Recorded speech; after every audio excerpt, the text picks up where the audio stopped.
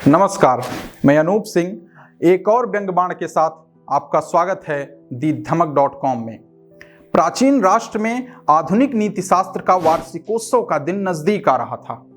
क्रांति के पश्चात प्राचीन राष्ट्र में आधुनिक नीति शास्त्र लागू हुआ था और जिस दिन यह लागू हुआ था उसे प्राचीन राष्ट्र में हर साल वार्षिकोत्सव के रूप में मनाया जाता है। राष्ट्र के अस्त्र शस्त्र का प्रदर्शन किया जाता है। पिछड़ापुर गांव की गुमटी पर भी देश की ध्वज लड़ियां सज चुकी थी। अब गुमटी पर चर्चा का विषय नीति शास्त्र का लागू होना बन गया था। समाचार पत्र में वार्षिकोत्सव से सप्ताह भर पहले ही नीति शास्त्र की विशेषताएं छपकर आने लगी थी। उसे पढ़कर ही गांव के उद्योगपति, सेवक और गहरे चिंतक लोग अपनी बुद्धि का व्यायाम करने लगे थे। ऐसे ही वार्षिकोत्सव से एक दिन पहले नीति शास्त्र पर गहरी चर्चा चल रही थी।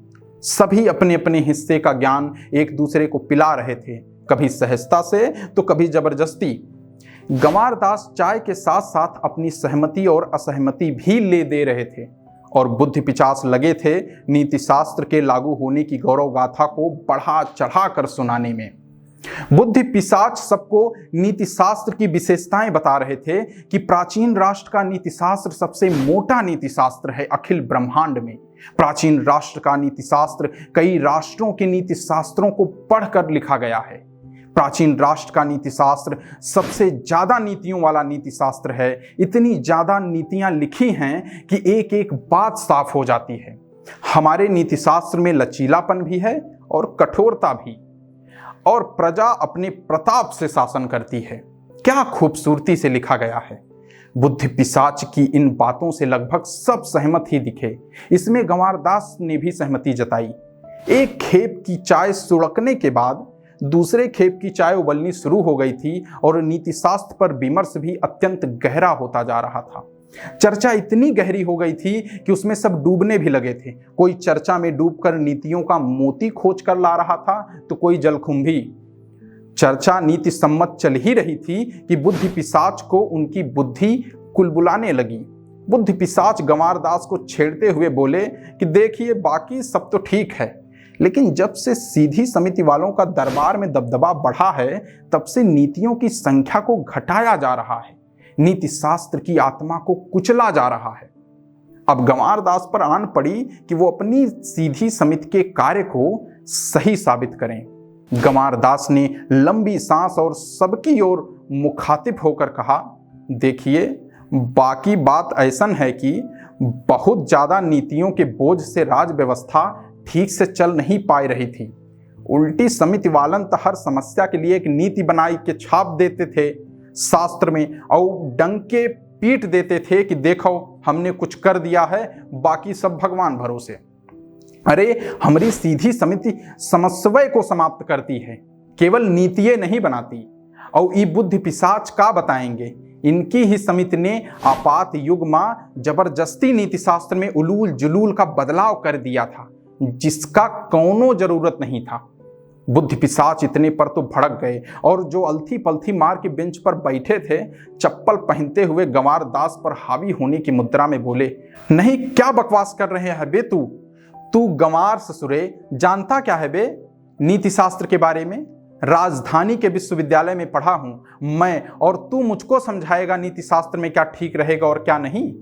अब गंवार दास को विश्वविद्यालय में नहीं पढ़े होने पर थोड़ी हीनता सी महसूस हुई, पर वो बोले, जब राजधानी के विश्वविद्यालय में पढ़ के बुद्धि पिशाचे बनना है तो इससे भले तो हम अपने राज्य का कॉलेज में ठीक पढ़ लिए हैं।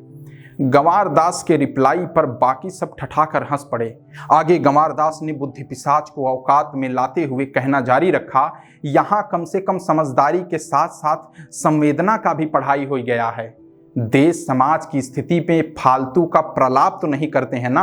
और रही बात गंवार की, तो प्राचीन राष्ट्र गांवों का ही राष्ट्र है। बुद्धि पिशाच बाबू और हम उसके निवासी गंवार दास।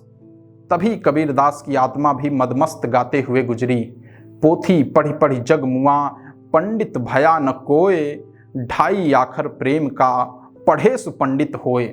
अब तक दूसरी खेप की चाय कुल्हड़ में गिरने लगी और गुमटी के सामंत चाय देते हुए सबको चर्चा को आराम से बढ़ाने का आग्रह भी साथ में किए जा रहे थे। आखिर चर्चा जितनी ज़्यादा देर चलेगी, चाय की उतनी ही खेप बिकेगी भी। चर्चा अपनी जगह और धंधा अपनी जगह।